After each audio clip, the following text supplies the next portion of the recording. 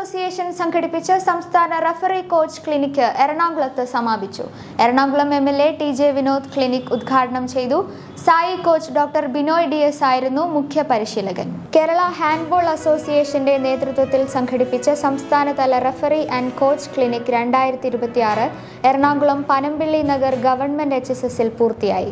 2026 May 9, 10 തീയതികളിൽ നടന്ന ദ്വിദിന ക്ലിനിക് അന്താരാഷ്ട്ര ഹാൻഡ്ബോൾ ഫെഡറേഷന്റെ പുതിയ നിയമങ്ങളിലും ആധുനിക പരിശീലന രീതികളിലും കേരളത്തിലെ റഫറിമാർക്കും കോച്ചുമാർക്കും പരിശീലനവും സർട്ടിഫിക്കേഷനും നൽകുക എന്ന ലക്ഷ്യത്തോടെയാണ് സംഘടിപ്പിച്ചത്.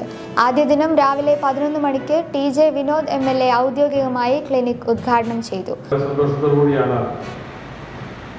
കേരള ഹാൻഡ്ബോൾ അസോസിയേഷന്റെ റഫറി ആൻഡ് കോച്ചസിന്റെ ഈ ക്ലിനിക്കിൽ ഞാൻ വന്നത് 2 ദിവസക്കാലമാണ്.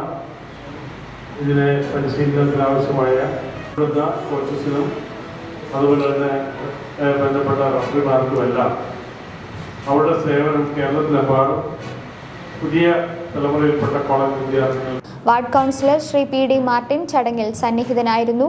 ഉദ്ഘാടന സമ്മേളനത്തിൽ Kerala handball association general secretary doctor S.S. Sudheer സ്വാഗതം ആശംസിച്ചു.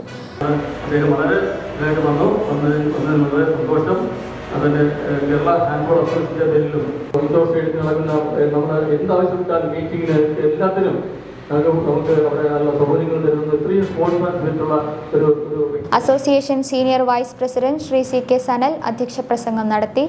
Ward councillor Shri PD. Martin, Rajiv Gandhi indoor stadium regional sports centre secretary Shri S.A.S. Navas, മുഖ്യ പരിശീലകനായ സ്പോർട്സ് അതോറിറ്റി ഓഫ് ഇന്ത്യയുടെ NCOE Gandhinagar handball coach doctor Binoy D.S. എന്നിവർ മുഖ്യപ്രഭാഷണം നടത്തി.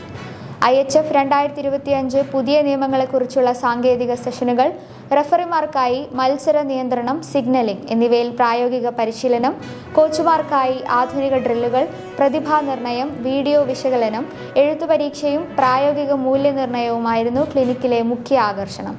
വിവിധ ജില്ലകളിൽ നിന്നുമുള്ള കായിക അധ്യാപകർ, കോച്ചുമാർ, മുൻ കളിക്കാർ, സ്പോർട്സ് സയൻസ് വിദ്യാർത്ഥികൾ എന്നിവർ ക്ലിനിക്കിൽ പങ്കെടുത്തു.